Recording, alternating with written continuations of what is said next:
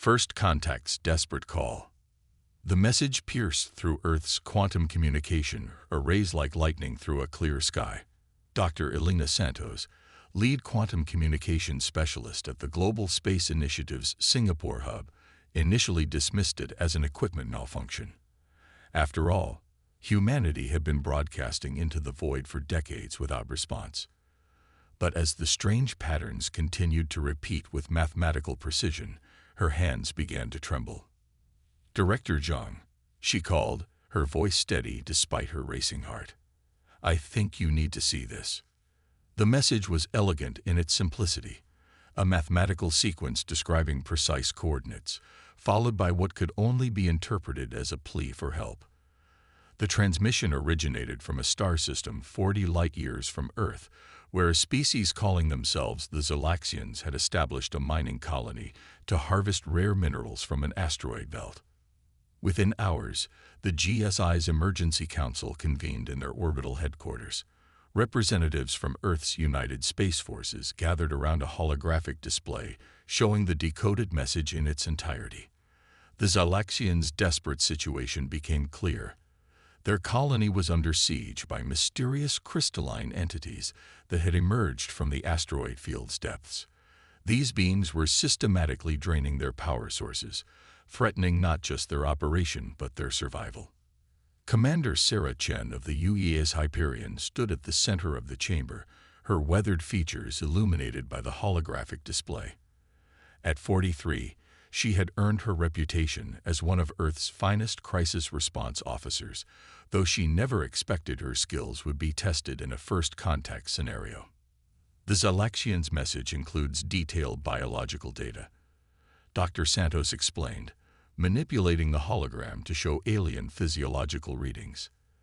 They evolved on a world with 1/3 Earth's gravity and minimal environmental pressures. Their technological advancement far surpasses ours, but physically. She paused, searching for diplomatic words. Physically, they're as fragile as crystal sculptures, Commander Chen finished. And now they're facing something their advanced technology can't handle. Admiral Patel, head of the Earth Defense Fleet, leaned forward in his chair. The political implications of this cannot be overstated. This is humanity's first contact with an alien civilization. Our response will define Earth's place in the galactic community. With respect, Admiral, Chen interrupted, the political implications won't matter much if we let an entire colony die while we debate them. The chamber fell silent. Chen continued, the Hyperion was designed for extreme environment operations. My crew is trained for the impossible. We can reach their coordinates in 15 days at maximum safe speed. The Zalaxians' technology is centuries ahead of ours, a diplomatic advisor objected. What could we possibly offer them? Chen smiled, though there was steel in her expression, something they've never had to develop on their gentle homeworld. The ability to survive when survival seems impossible. We're Deathworlders, evolved under pressures they can barely imagine. Sometimes the most advanced solution isn't the right one. Sometimes you need people who learn to thrive in hell. Director Zhang studied the tactical displays thoughtfully. The Hyperion is our most advanced crisis response vessel. If Commander Chen believes her crew can handle this, he let the sentence hang.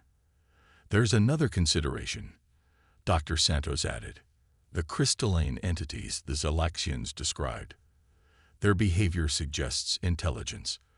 This may not be just a rescue mission, but a first contact with two species simultaneously.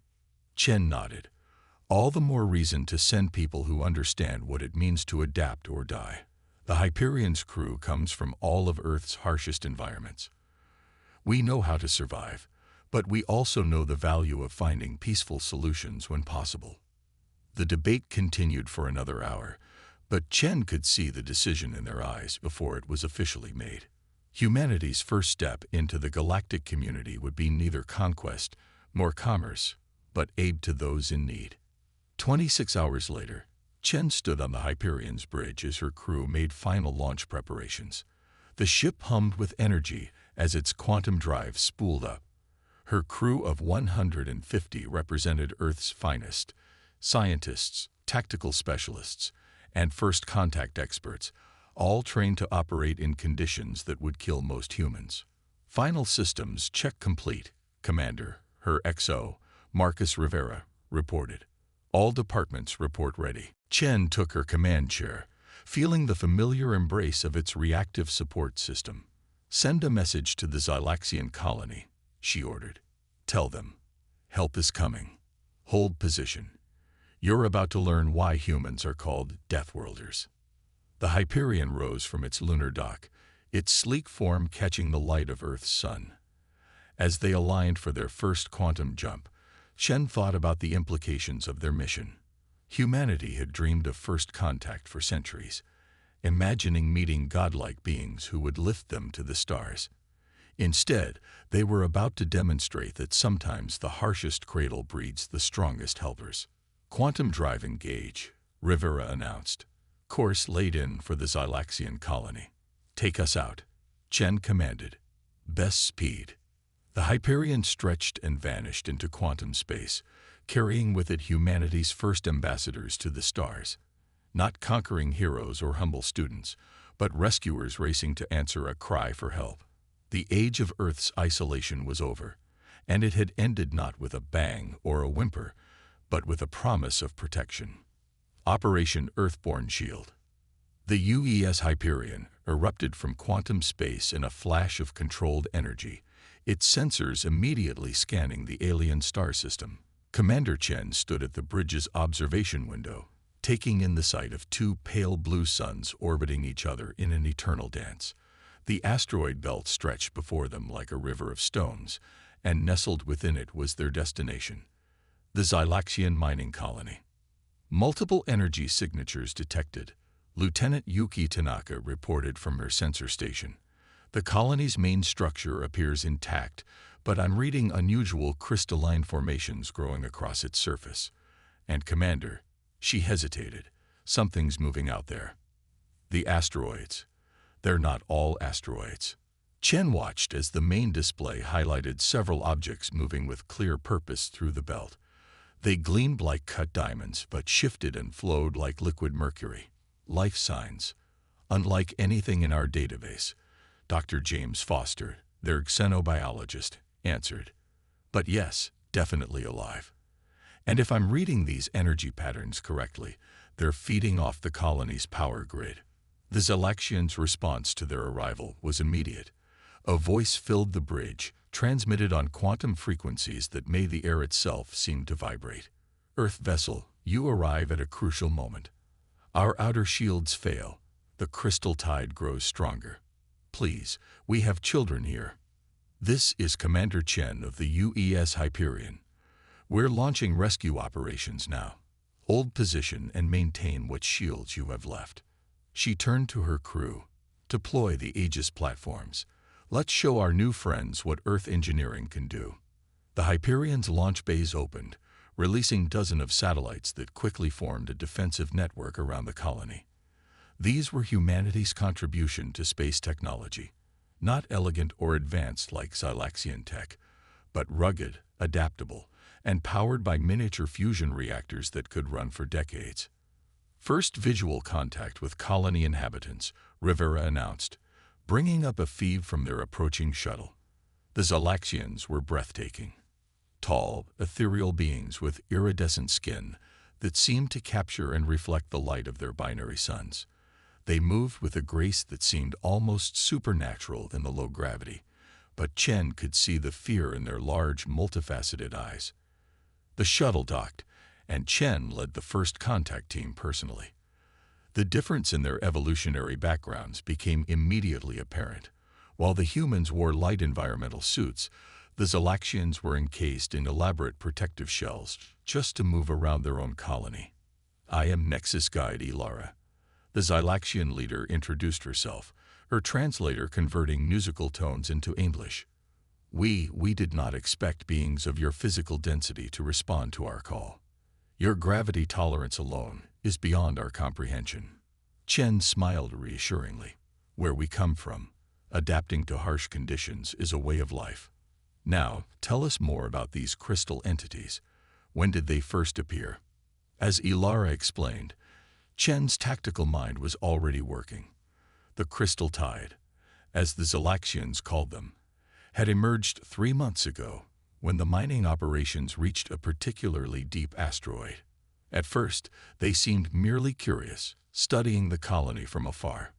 But then they began to drain energy from the colony systems, growing larger and more numerous with each feeding. The children's environmental systems require the most power, Ilara said, her voice trembling.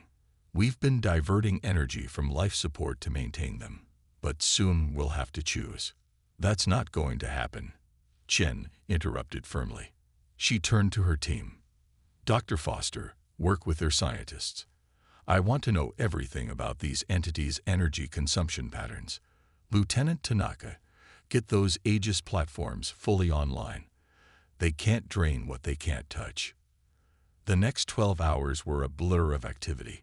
Human engineers, used to working in the crushing pressure of deep-sea installations back on Earth, moved through the colony with a speed that amazed their hosts. The Aegis platforms created a layered energy field that the crystal entities couldn't easily penetrate, buying them time. But it was Dr. Foster who made the breakthrough. Commander, he called, excitement clear in his voice. These energy drainage patterns, they're not random. They're communicating. The crystal tide isn't attacking the colony. They're trying to talk to it. Chen frowned. Explain.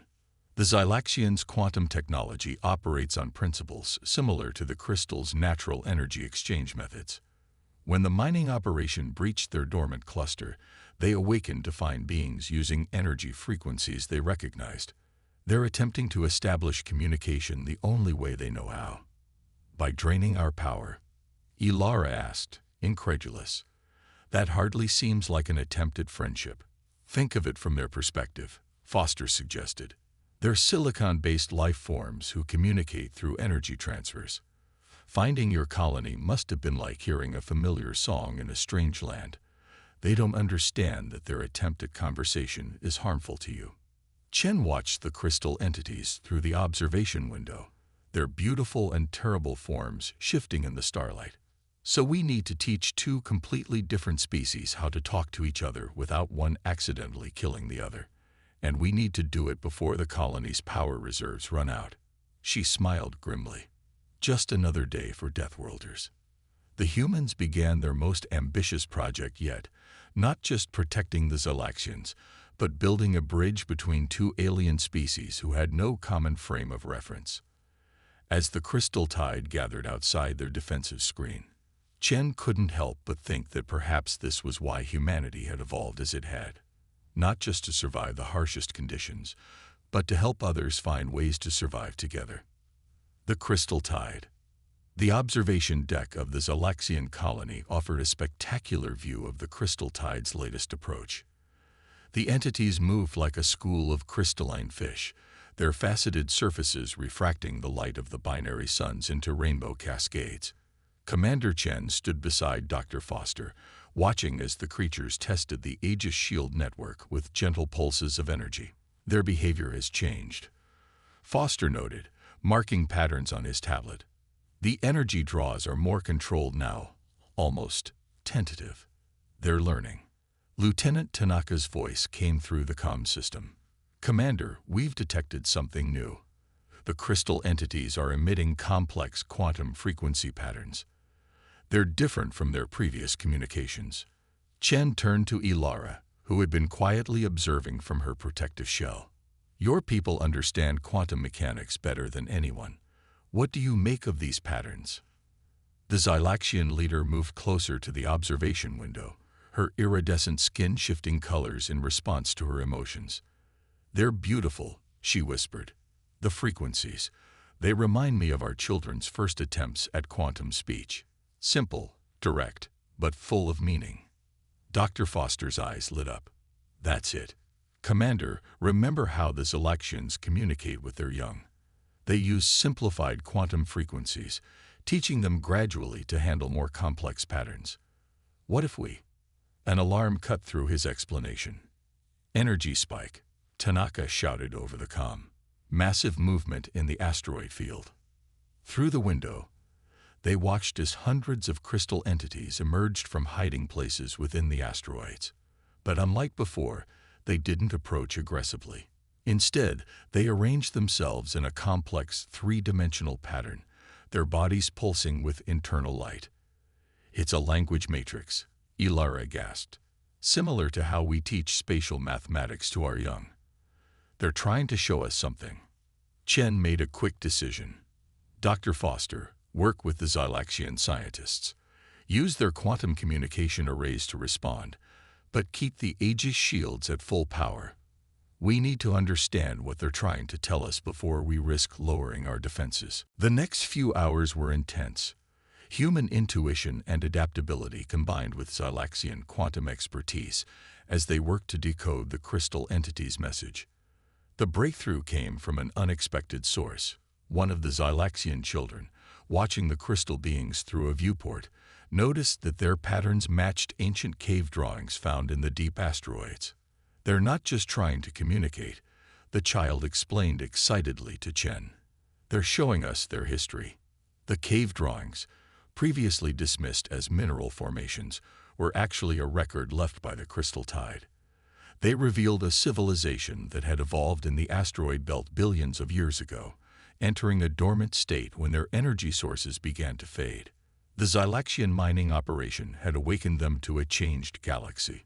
They must have been terrified, Chen mused, waking up to find strange beings harvesting their home, using energy frequencies they barely understood. No wonder they tried to communicate the only way they knew how. But the Crystal Tide's latest display showed something more. They were offering a solution. The patterns contained detailed quantum-level information about energy transmission methods that could benefit both species. The crystal entities could share their knowledge of efficient energy storage, while the Zylaxians could help them access new power sources safely. "It's symbiosis," Foster explained, his voice filled with wonder. "They don't want to fight. They want to trade. Knowledge for energy, security for understanding." Chen watched as Ilara processed this information.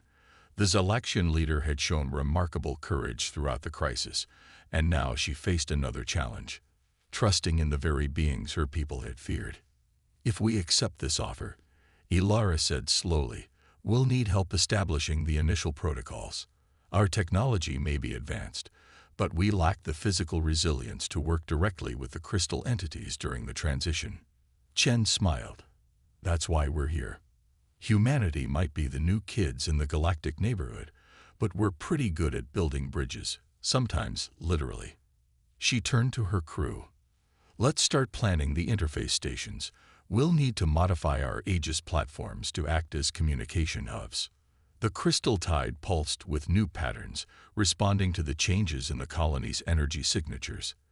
Their message was clear now, not a threat, but an invitation to understanding. As humans worked alongside Zylaxians to establish the first communication channels with the crystal entities, Chen reflected on the strange paths that had led them here. "You know," she said to Ilara, "back on Earth, some of our greatest scientific discoveries came from learning to communicate with life forms we initially didn't understand. From studying deep-sea creatures in crushing pressures to decoding the dance patterns of insects, we learned that intelligence comes in many forms." Ilara's shell shifted, indicating agreement. "Perhaps this is why the universe guided your people to answer our call. You understand what it means to bridge impossible gaps." Outside, the crystal tide began a new dance, their bodies forming patterns that would help guide the construction of the interface stations.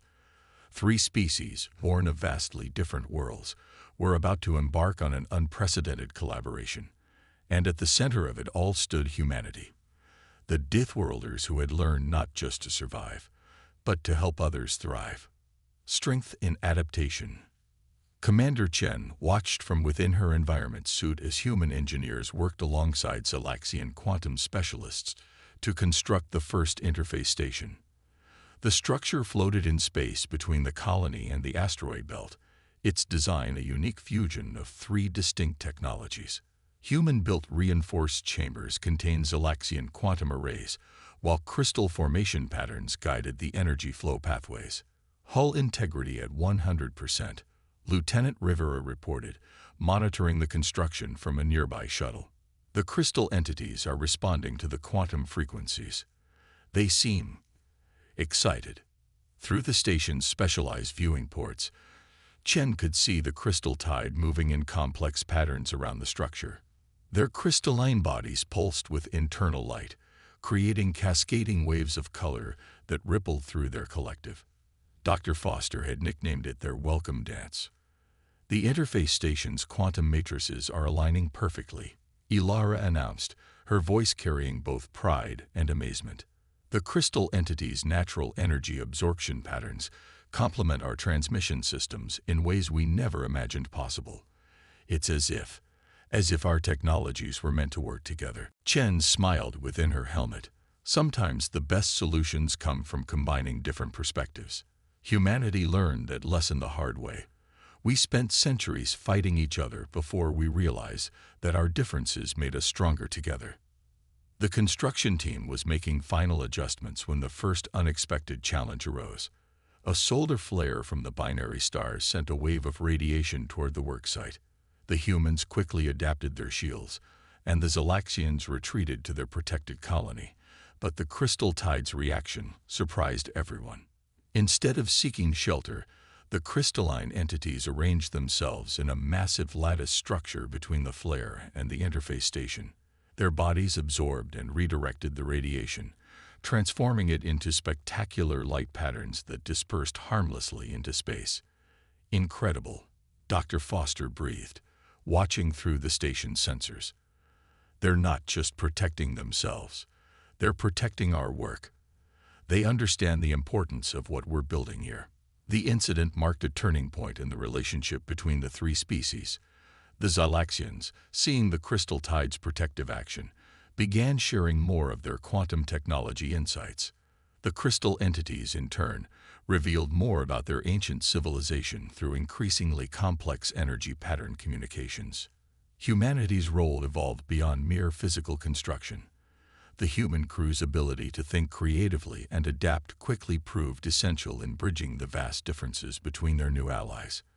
When traditional translation methods failed, they developed new ones, combining Zalaxian quantum theory with the crystal entity's energy-based communication.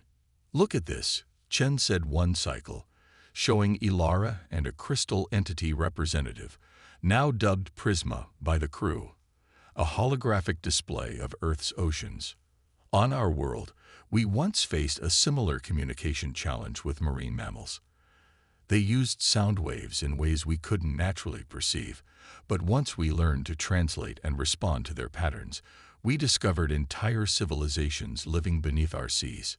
The crystal entity pulsed with patterns that the interface station translated as understanding and curiosity. The concept of water-based life was foreign to them, but the principle of discovering new ways to communicate resonated deeply. Ilara's protective shell shifted colors in what Chen had learned to recognize as profound realization. "Perhaps this is what truly makes your people unique, Commander. Not just your physical adaptability, but your ability to help others adapt and grow together." As the interface station neared completion, its success became evident in unexpected ways. The crystal tide began teaching the Zalaxians about efficient energy storage methods that would revolutionize their technology. The Zalaxians shared their understanding of quantum mechanics, helping the crystal entities access new energy sources without depleting their traditional ones. And humanity. They learned something too. Every challenge they faced, every solution they improvised, added to their understanding of their place in the galaxy. They weren't just survivors of a harsh world, they were bridges between worlds.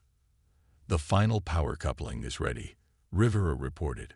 "We're ready to initiate the first full-spectrum quantum crystal energy exchange."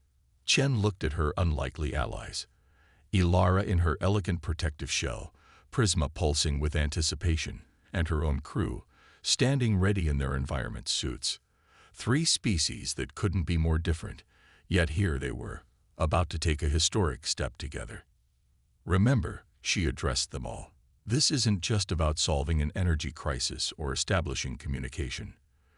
We're creating something new here, a a model for how different species can work together, each contributing their unique strengths to build something greater than any could achieve alone. The interface station hummed to life, its systems beginning the delicate dance of energy exchange. As the first successful transmission completed, the crystal tide erupted in a dazzling display of light and color. Their version of celebration. The Zylaxian colony's power systems stabilized for the first time in months, and cheers erupted from the human crew. But Chen knew this was just the beginning. As she watched the crystal entities weave patterns of light around the station, while Zylaxian quantum engineers fine-tuned the energy flows, she could see the future unfolding. This collaboration would change all three civilizations, opening doors to possibilities none of them had imagined before. "So," Ilara asked, her translator conveying both satisfaction and curiosity, "what impossible problem shall we solve together next?" Chen laughed. "First, let's make sure this station runs smoothly.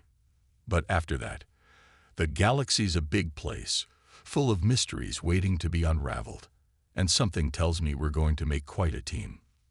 Legacy of the Deathworlders.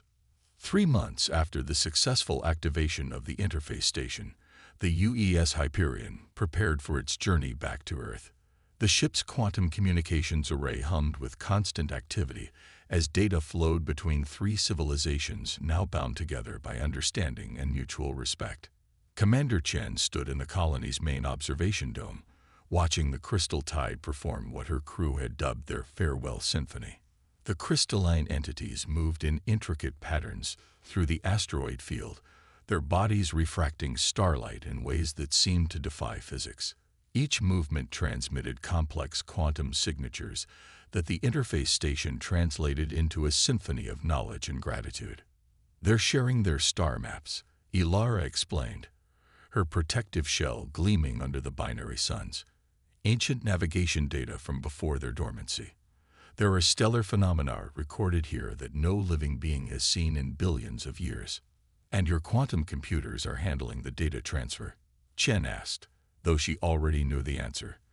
The collaboration between the Zylaxians and the crystal tide had produced technological advances that would have seemed impossible just months ago. "Better than handling it." Ilara's translator conveyed her excitement. "We're learning to think about quantum mechanics in entirely new ways. The crystal entity's perspective on energy and matter is revolutionizing our understanding of the universe." Dr. Foster approached, his tablet displaying streams of data from the latest exchanges. "Commander, you should see this. The crystal tide isn't just sharing scientific knowledge. They're telling stories.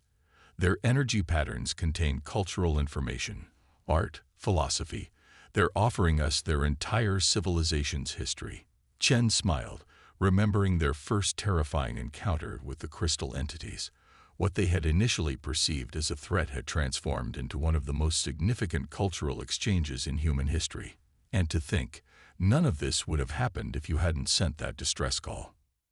"That's what we wanted to discuss before your departure," Ilara said, her shell shifting to formal communication colors.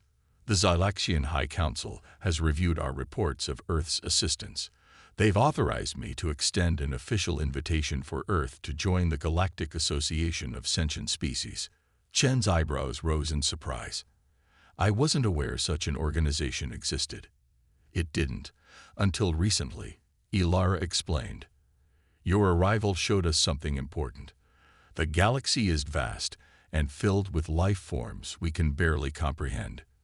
We need bridges between worlds, species who understand how to bring different civilizations together. The Galactic Association will be dedicated to fostering such connections. And you want Earth, humanity, to be part of this. We want more than that." Ilara's translator hummed with emphasis. "We want Earth to help lead it. Your people have something unique, not just physical resilience, but a remarkable ability to adapt and help others adapt. You see differences not as barriers, but as opportunities." A pulse of energy from the crystal tide drew their attention. The interface station translated their complex patterns. "The strong ones from the heavy world brought light to our darkness. They taught us to share our song without harm. We add our voice to this request." Chen felt the weight of the moment. Humanity had dreamed of joining a galactic community, but they had always imagined themselves as junior partners, learning from more advanced civilizations. Instead, their very nature, forged in Earth's harsh conditions, had proven to be exactly what the galaxy needed. "I'll convey your invitation to Earth's Council," she said carefully, "but I think I can predict their response. We've learned too much from this mission to turn back now." The farewell ceremony that followed was unlike anything in human history. The crystal tide performed an intricate dance through space, their bodies forming shapes that told stories of hope and connection. The Zylaxian colony pulsed with quantum frequencies that carried messages of friendship and future cooperation. And the human crew of the Hyperion, standing proud in their environment suits, represented a species that had found its purpose among the stars. As Chen prepared to board her ship, Ilara presented her with a gift, a quantum crystal matrix containing the combined knowledge of their three species. "This is just the beginning," the Zylaxian leader said. "There are more civilizations out there, more bridges to build. We'll need Earth's strength and wisdom for what lies ahead." "It's funny," Chen replied, carefully securing the crystal. "Humans used to worry that our harsh world made us too aggressive, too focused on survival to join a peaceful galactic community. We never considered that those very traits would make us perfect mediators." The crystal tide's final message rippled through the interface station. "The universe tests all life differently. Some are tested by gentle currents, others by raging storms. But those who survive the storms learn to build shelters for others." Commander Chen took her place on the Hyperion's bridge, watching as her crew made preparations for the journey home. Earth needed to hear about this, needed to understand its new role in the galaxy. They had been called Deathworlders because they evolved on a planet that challenged them at every turn. Now that very background had become their greatest gift to the stars. "Course laid in for Earth, Commander," Lieutenant Rivera reported. "The Zylaxian colony and Crystal Tide are standing by to initiate the farewell quantum pulse." "Take us home," Chen ordered, her voice firm with purpose. "We have a lot of work ahead of us." As the Hyperion engaged its quantum drive, three species united in a moment of shared triumph. The Deathworlders had not just survived, they had shown the galaxy how to thrive together. And somewhere in the vast expanse of space, other civilizations waited to learn what humanity had to teach about building bridges across the stars.